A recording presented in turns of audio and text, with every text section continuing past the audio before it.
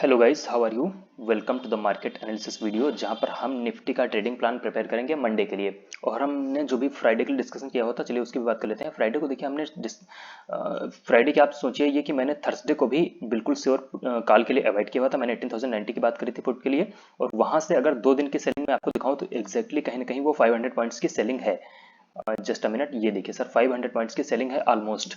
तो in that case अगर आपने ये 2 दिन की सेलिंग स्विंग के जरिए यार कैसे भी करके पकड़ ली, तो इसी इसी सेलिंग के अंदर, इसी आप देखिए 15 मिनट के टाइम फ्रेम पे मैं आपको दिखाता हूँ, इसी सेम सेलिंग के अंदर जाने कितना ही कुछ भी हो, कहीं का भी लॉस हो आपका, चाहे सालों पुराना लॉस हो सर, वो सारा रिकवर हो जाता है अगर आप इस पूरी एक सेलिंग को कैप्चर कर पाए।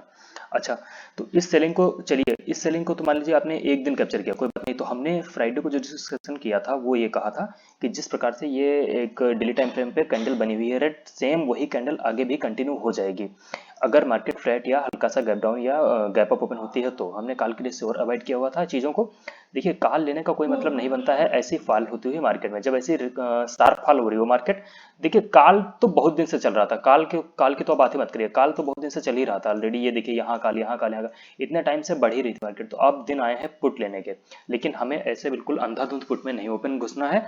तो हमें एक प्रॉपरली एक ट्रेडिंग प्लान प्रिपेयर करके विद प्रॉपर एनालिसिस हमें एंट्री करनी है, कैसे हमें कहाँ पे एग्जिट करना है। We will discuss about all those things and with the levels and the stop losses.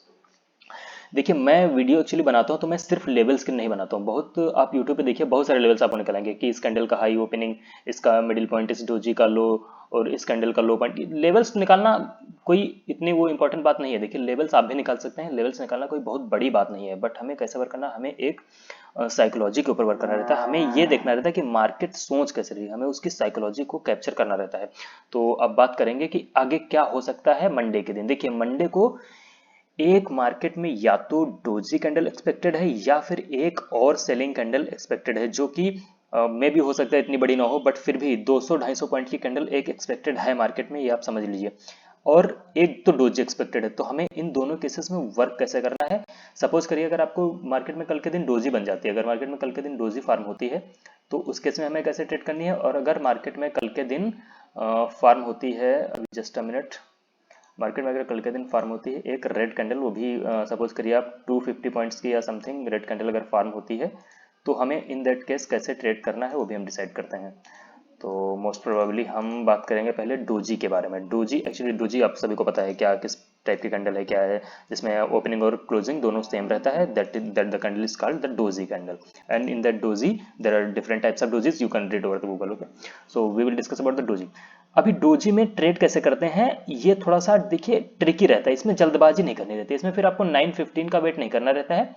Doji में थोड़ा सा कहीं ना कहीं एक ट्रिकी बन जाती है चीजें। देखिए अगर डोजी बनती है, मार्केट सपोज करिए फ्लैट खुली, ठीक है, नीचे आई, या फिर नीचे जाके ऊपर जाके फिर ऊपर गई, उसके बाद में यहीं कहीं बीच में क्लोज हो गई। तो इस केस में कैसे काम करना है, तो उसको पहले नीचे आने देना है। नीचे अगर वो 80 पॉइंट से ऊपर नहीं जाती, लाइक 80-100 पॉइंट से ऊपर नहीं जाती, क्योंकि फिर 100 पॉइंट नीचे एक इंपॉर्टेंट सपोर्ट जोन है, अगर वो भी ब्रेक होता है देन अगेन मार्केट 100-200 पॉइंट्स नीचे और गिर सकती है। तो इसलिए अगर हमें डोजी पर करना है तो मार्केट को बहुत ज्यादा नीचे नहीं आना है। 80 पॉइंट्स, लाइक आप 80-90 पॉइंट्स आ सकती है। 80-90 पॉइंट्स आने के बाद में फिर 89 फिर ऊपर जाएगी, फिर जहां ओपनिंग थी वहां से फिर 80 पॉइंट्स ऊपर जा सकती है। तो यहाँ पे क्या करेंगे हम लोग, यहाँ पे एक पुट ले सकते हैं इस पॉइंट के ऊपर। यहाँ काल नहीं, देखिए यहाँ काल का नहीं सोच सकते हैं, सीधी बात है। यहाँ काल का तो अभी तो हमें पता नहीं ना, डोजी फार्म होगी या फिर डायरेक्ट कंटिन्यूएशन होगा उसका, उसके लिए एक अलग रेड कैंडल जो भी बनेगी उसकी बात करेंगे।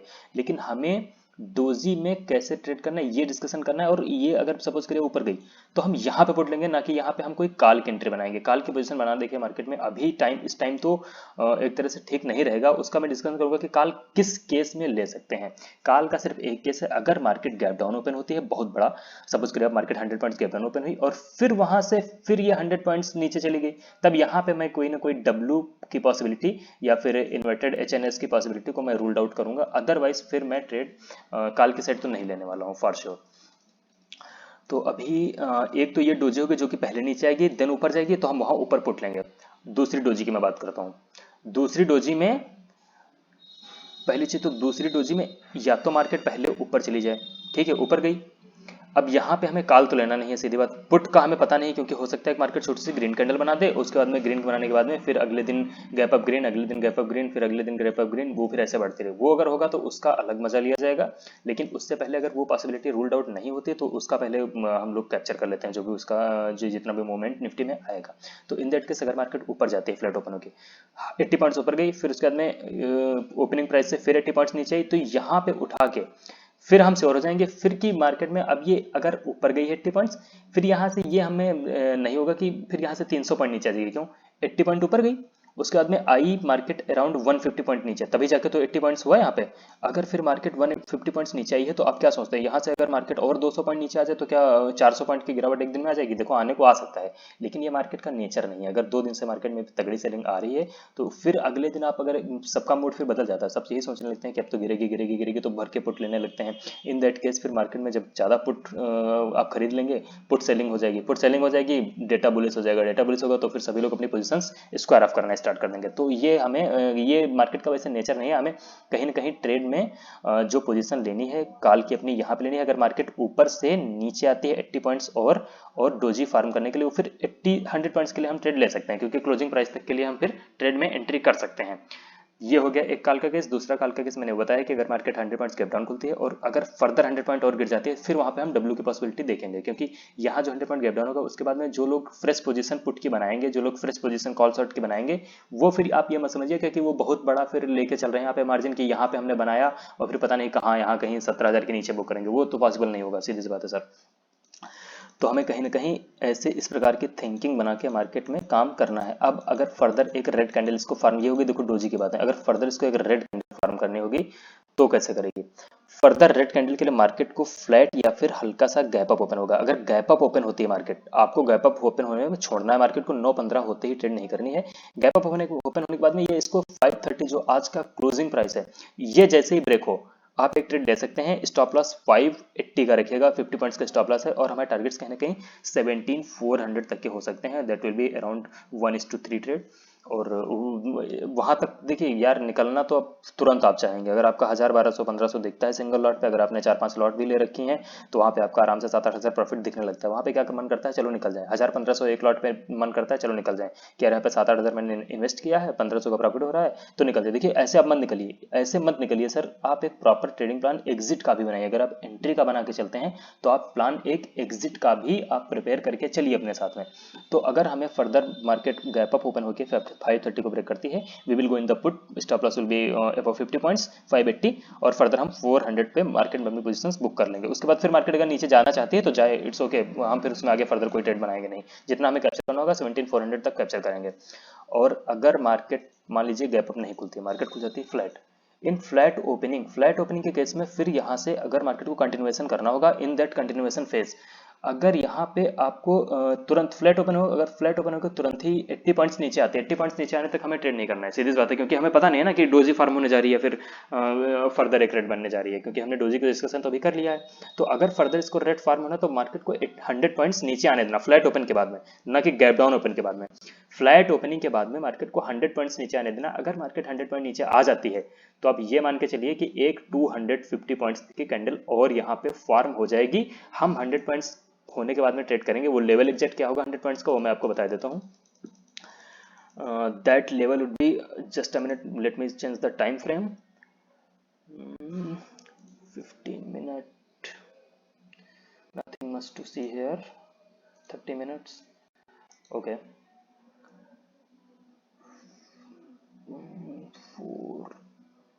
427, okay. So the level would be somewhere around all those candles which are residing with them synchronicity in, तो वो कैंडल्स कहीं ना कहीं 430 मानिए सर, 430, क्योंकि ये भी कहीं ना कहीं ये इस यहाँ से सपोर्ट लेके गई थी मार्केट, यहाँ से भी एक लेवल हमें मिल रहा है, दूसरा लेवल हमें यहाँ से मिल रहा है जो कि इस कैंडल का एकदम जस्ट ओपनिंग प्राइस है। और ये मान के चलिए आप, अरे आप 420 का आप एक लेवल बना के रखिए 420, और 430 में इसलिए कह रहा हूँ क्योंकि वो भी एग्जैक्ट 100 100 पॉइंट्स नीचे हो जाएगा। तो जब 100 पॉइंट्स डाउन हो जाएगी मार्केट, स्टिल वहां से फिर अगर ये लेवल ब्रेक होता है, आप अपने पोर्टल पे ड्रा करके रख सकते हैं, 420 430 का लेवल ड्रा करके रख सकते हैं यहाँ से 100 पॉइंट नीचे का। अगर वो लेवल ब्रेक होता है तो आप मान के चलिए एक फर्दर 150 पॉइंट्स की सेलिंग मार्केट में कंटिन्यू हो जाएगी। तो हम फिर उस पॉसिबिलिटी को रोल्ड आउट करने के लिए एक ट्रेड में बैठेंगे और स्टॉप लॉस उसका रखेंगे। अगर 430 पे मार्केट हमको मिलती है, 430 ब्रेक होता है, stop loss would be 460, just 30 points.